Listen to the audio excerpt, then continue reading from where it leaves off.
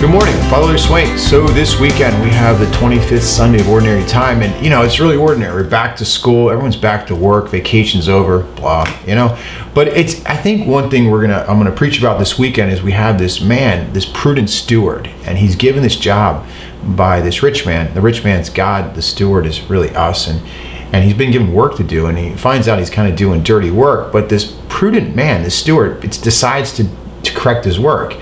And I think it's good to understand the dignity and the purpose of work, because otherwise, if you just go to work to get a paycheck, it sort of can get old unless you see there's a bigger purpose of it.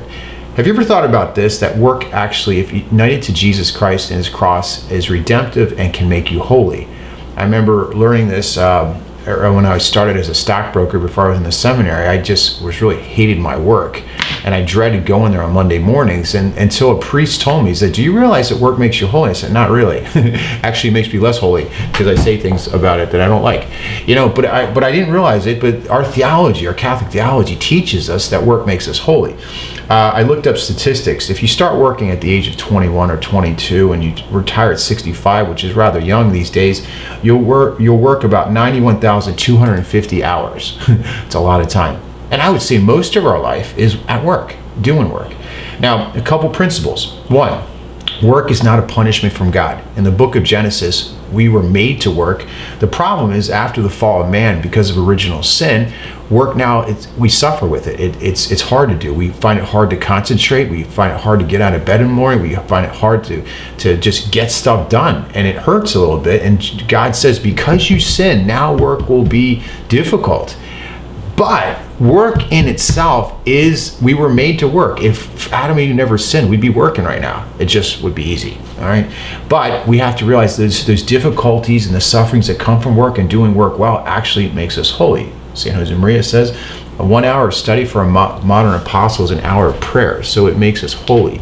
The other thing we have to just realize in this gospel is that when we're doing our work, and especially at work, you cannot take your faith and put it to the side and just do dirty work. We see that God in this gospel asks him, what are you doing in this work? Because he's cheating. All right, that means that you have to do what's right for the employee. You can't cheat on taxes. You can't do immoral measures. Things that the church teaches that you can't,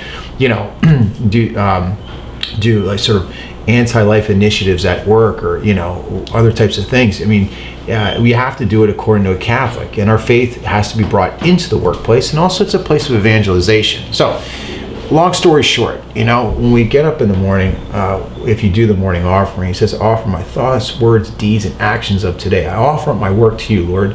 Take it and help it to make me holy." All right, so food for thought. All right, so just do good work.